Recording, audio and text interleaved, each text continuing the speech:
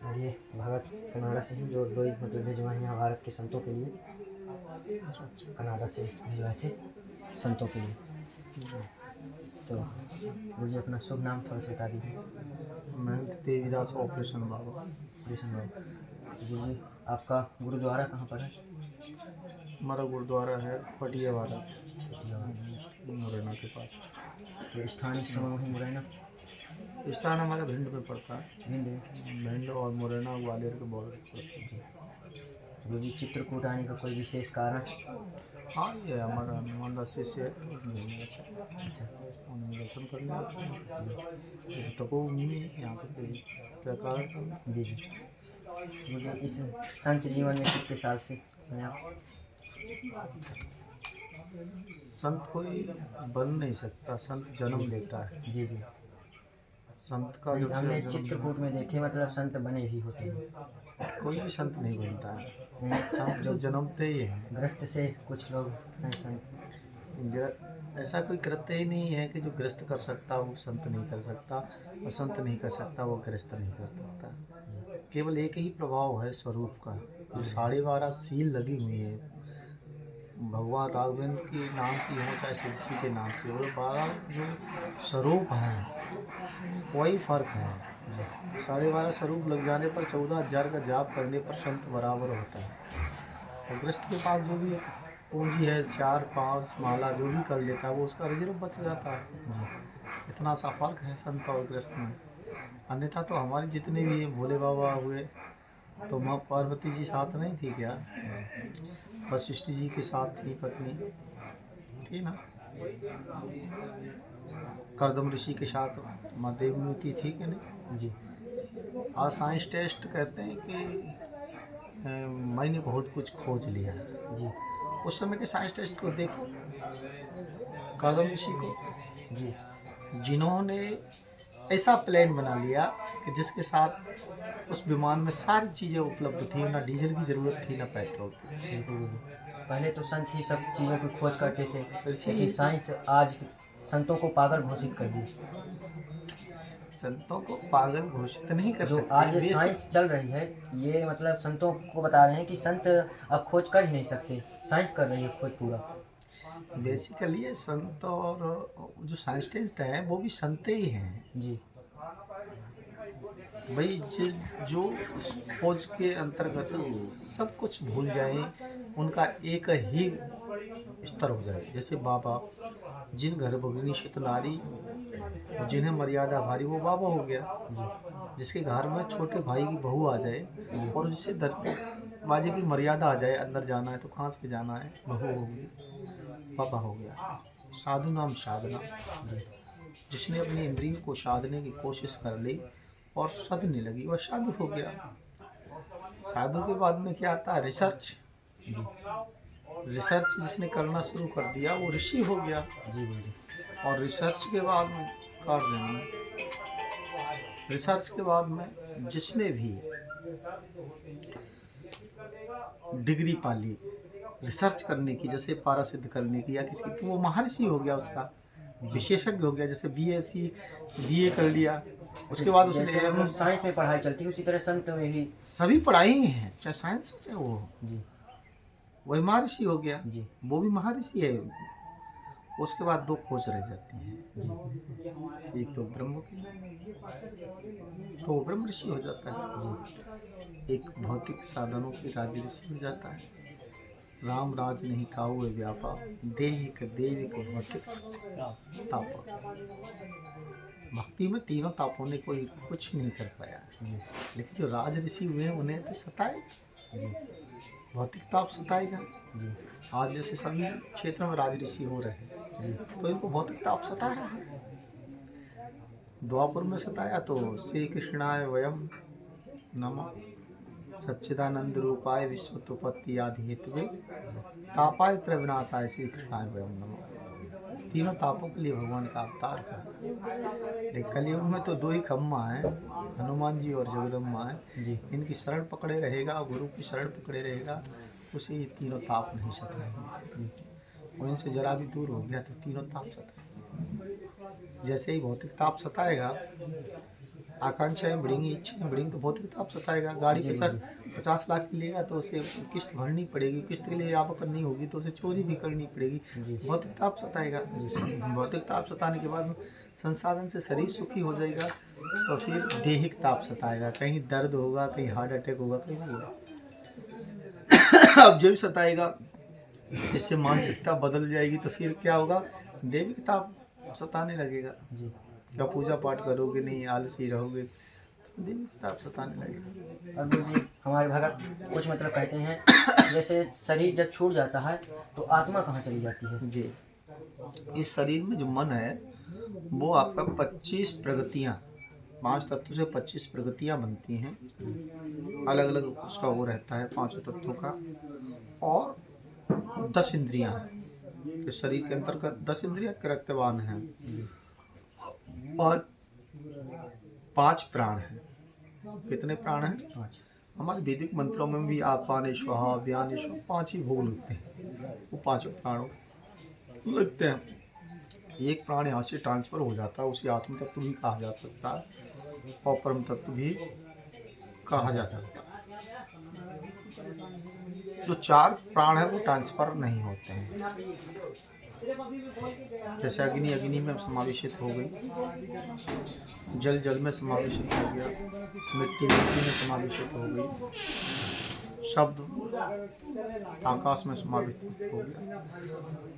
अब उसका ये प्रेरक संकेत पे जब आता है कि मिट्टी को कौन समेट सकता है, पानी को कौन समेट सकता है, मिट्टी।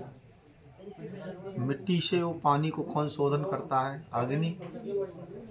किसके द्वारा करती है, हवा के द्वारा। कहाँ एकत्रित कर देती है, ले जा करके आकाश में, फिर वहाँ से यहीं पुणे आता है, वह चक्र है। तो उसमें भूतात्मा प्रेतात्मा ये आत्म तत्व है, इनके पास ये तत्व नहीं, 5 तत्व नहीं पाए जाते हैं, सूक्ष्म माना जाता है उसको। और सूक्ष्म को जानने के लिए तो अर्जुन से कृष्ण ने कहा है, कृष्ण ने कहा अर्जुन से कि तुम भीष्म पर बदत युद्ध नहीं करना चाहते हो तो केवल भीष्म पर निशाना लगा दो, आपका युद्ध हो गया। तो उन्होंने कहा निशाना लगा दिया, बोले कहाँ, के दाएं बच्च पर, बोले कि भीष्म पर लगाओ, बोले बाएं बच्च पर, आँख पर, कान पर, नाक पर, सीने, हर जगह जगह निशाना लगाया, लेकिन भीष्म पर नहीं लगा। अब यही हमारे यहाँ जो है कई महापुरुष ऐसे हुए जो इसी को ढूंढते रहे कि मैं कौन हूँ जी, वो कौन है। अरे उससे ढूंढ लिया तो मिल जाएगा और खुद को ढूंढ लिया तो मिल जाएगा। आग आग है, आग बेदाग है, आग बेराग है, फिर भी आग फिर भी दाग है। आत्मा महात्मा देवात्मा दुष्टात्मा प्रेतात्मा है तो परमात्मा ही जी, परम तत्व सत्ता से जी, उससे कोई भी अलग नहीं हो सकता। और संतों का कृत्य केवल एक ही है, संतों की जो साधना है वो किस क्षेत्र में ले जा सकती है। अंतःकरण बाहरी ब्रह्मांड से आंतरिक ब्रह्मांड का भेदन, आंतरिक ब्रह्मांड से बाहरी ब्रह्मांड का भेदन, नाभि से चक्र भेदन, योनि लिंग से योनि भेदन और सूक्ष्म भेदन। 5 भेदनों में से किसी भी भेदन का अनुकरण करके जो मारुति निकलता है उसे ज्ञात हो जाता है कि परम तत्व सत्ता ये है। वो उसी तक की बात कहता है कि ये सत्य है, ये झूठ है, ये गलत है, ये सत्य है। लेकिन रास्ते 5 ही हैं उसके, जो पहुंच जाता है वो पहुंच जाता है। और जी जैसे ये लोग कहते हैं मतलब अगर इस जीवन में हम सही मतलब काम कर लिया तो स्वर्ग में हमारा आत्मा जाएगी या नर्क में जाएगी, तो ये स्वर्ग नर्क के विषय में थोड़ा सा जानकारी है। स्वर्ग और नर्क कोई ऊपर नहीं है, स्वर्ग नर्क परम धाम जो परम तत्व सत्ता भी यही स्थापित तत्व है। नहीं, पहले तो लोग कर्म की बात करते हैं, यहाँ जीव जो है कर्म को, क्रिया को ही कर्म मानता है, क्रिया को कर्म मानता है। जबकि जैसे वेदों में कहा गया है कि जाति जो है कर्म के अनुसार करती है, वो बात सत्य है, लेकिन यहाँ क्रिया को कर्म माने बैठे इसलिए सत्य नहीं है, इसलिए सत्य नहीं है। कि कर्म जो चक्र है वो समय चक्र है। प्रातःकालीन का कर्म है,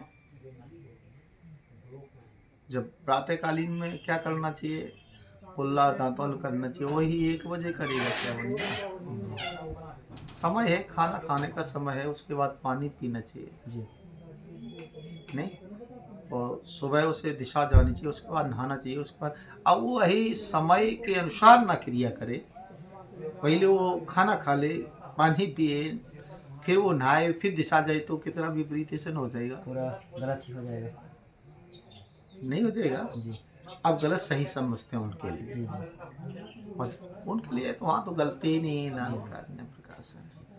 तो ऐसे ही कर्म के अनुसार जो क्रियाएं लगाते हैं वो स्वर्ग की प्राप्ति हो जाती है, क्योंकि धन संचय सब कुछ आएगा, एटीएम बन गया, अब वह अपना सुख भोग लेते हैं। यहाँ का जी सुख ही स्वर्ग का प्रतिस्वरूप है नहीं, और दुखी दुखी रहते हैं वो नरक का प्रतिस्वरूप है। जी लेकिन सुख का बीज दुख है, दुख का बीज सुख है। जो सुख बोल लेते हैं फिर उन्हें भी नरकगामी होकर दुख भोगना पड़ता है, और जो दुख बोलते जाते हैं उन्हें अंतःकरण में सुख बोलता है। अब ऐसा भी है कि सुख ऐसा हो जो कभी मिटे ही नहीं। सुख मीन्स मस्ती। जी जैसे किसी बंदे ने दारू पीने वाले ने मस्ती ली, दारू से उसे बड़ा सुख मिल रहा है, जी लेकिन उतरते ही उसमें जूते पड़ रहे हैं तो वो मस्ती खत्म हो गई ना, खत्म हो गया। और हस्ती खत्म हुई, इसलिए वो सुख नहीं माना। सुख नहीं मिला। जी नहीं वो तो कुछ देर के लिए ही है। जी, जो क्षणिक सुख है जी वो कभी नहीं। जी और जिन्हें जैसे चौथा भेदन है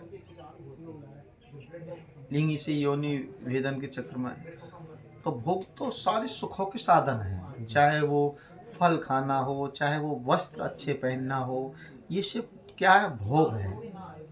क्या चीज़ है, भोग है। लेकिन योनि और लिंग भेदन समभोग है। क्या है, संभव। उसमें दोनों को ही सुख मिलता है, वो भी क्षणिक है, जी इसलिए कुछ नहीं है वो। जी बिल्कुल। और परम तत्व सत्ता में जो विलीन हो जाते हैं वो आनंदित होकर के अपनी मस्ती में मस्त ही बने रहते हैं। गुरु जी, जैसे हमारे शरीर में कितने द्वार होते हैं, जी, तो किस द्वार की जो मतलब किस द्वार के द्वारा मतलब परमात्मा को जल्दी प्राप्ति की जा सकती है? हमारे यहाँ सबसे पहले सृष्टि को जानना होगा, सृष्टि के बाद जीव को जानना पड़ेगा, और जीव के बाद कर्म को जानना पड़ेगा, और कर्म के बाद शब्द को जानना पड़ेगा, और शब्द के बाद ही ब्रह्म को जान पाएगा। तो सृष्टि, अंडज, पिंडज, सूर्य, उत्कर्ष, ये सृष्टियों को जान जाए जी, तब तो वह जान पाएगा कि मैं फलाना जीव बन रहा हूँ।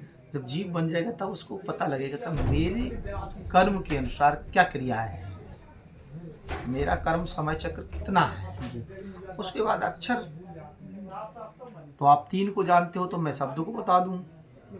अक्षर सृष्टि चक्र में 56 अक्षर है, कोई 57वां आज तक लिख नहीं पाया, और 53 वर्ण है, कोई भी 54वां वर्ण नहीं वर्णित कर पाया। अक्षर कोई बोल नहीं पाया 56 में से, 57वां, और वर्णित कोई कर नहीं पाया 53 से। तो ये अक्षर का जो ज्ञान है वही अक्षर परमात्मा है, और शब्द 2 अक्षर से मिलकर बनता है, लोग उसको ही मान बैठते हैं, लेकिन वर्ण जो है उसका प्रतीक है। जिस तरीके से शरीर में 2 रस भोगी हैं, जैसे अपन लोग कहते हैं कि आत्मा कुछ नहीं करती, तो फिर इसको भोगता कौन है, उसका प्रतिस्वरूप ही है, वो दूसरे योगी कुछ नहीं करते।